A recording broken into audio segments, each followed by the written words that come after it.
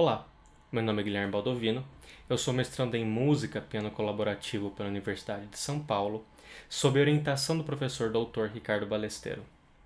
Este trabalho constitui o resultado parcial de uma pesquisa na qual nós estudamos as representações sociais e midiáticas conferidas à figura dos pianistas colaboradores.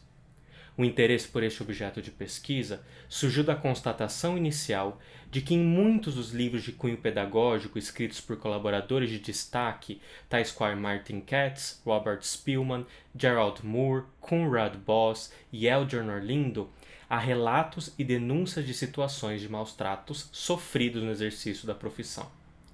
Apesar deles pertencerem a diferentes contextos sociais, históricos, geográficos, nos chamou a atenção a coincidência e a reincidência desses relatos e queixas.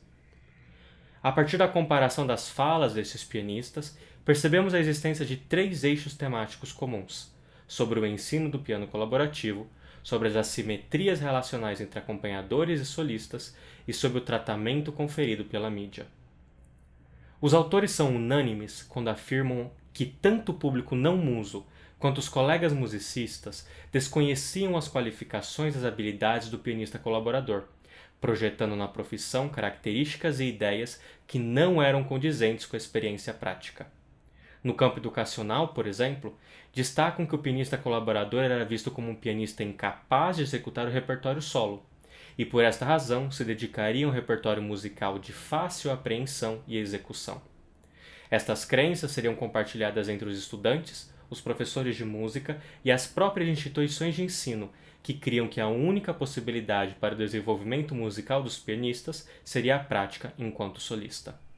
Desta maneira, o trabalho do colaborador figura como uma espécie de prêmio de consolação ou ofício temporário, no qual os pianistas colaboradores atuariam até retornarem ao estudo e apresentação do repertório solista. No campo artístico, por sua vez, os autores indicam que os demais musicistas com os quais trabalhavam não consideravam o trabalho do acompanhador com a mesma importância com que consideravam o próprio ofício. Há diversos relatos de solistas que, após terminarem de executar a sua parte, requisitavam o corte dos pós-lúdios do piano para não interferirem na ovação do público, indicando uma crença na qual a responsabilidade pelo recital fosse exclusiva dos solistas, cabendo ao acompanhador uma empreitada acessória e de suporte neste processo. Tal perspectiva poderia inclusive ser ilustrada através da crença de que o apogeu da prática do colaborador seria justamente servir como arrimo das escolhas interpretativas dos solistas, na qualidade de um musicista adaptável, neutro e passivo.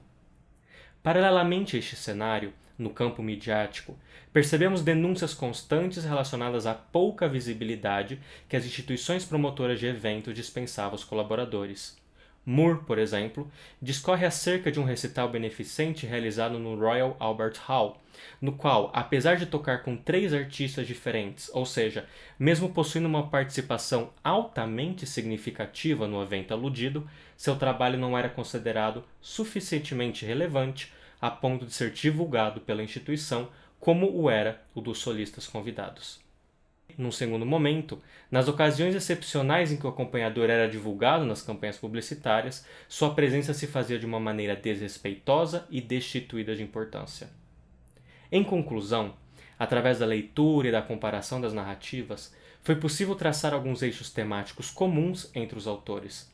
Estas falas acerca de suas vivências ilustram crenças de que os colaboradores são pianistas sem capacidade técnica para executar solos e que, por esta razão, se dedicam à execução de um repertório mais fácil que não possui conteúdo para ser estudado nas instituições de ensino.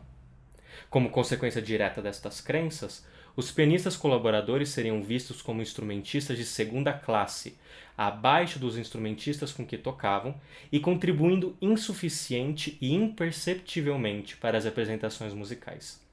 Desta maneira, a apresentação musical, bem como seus respectivos louros, pertenceria quase que exclusivamente aos solistas, que seriam reconhecidos pela plateia, divulgados pelos promotores de concerto e avaliados nas críticas musicais pelos jornalistas, cabendo aos acompanhadores executar seu papel de maneira neutra, passiva, coadjuvante e sem importância.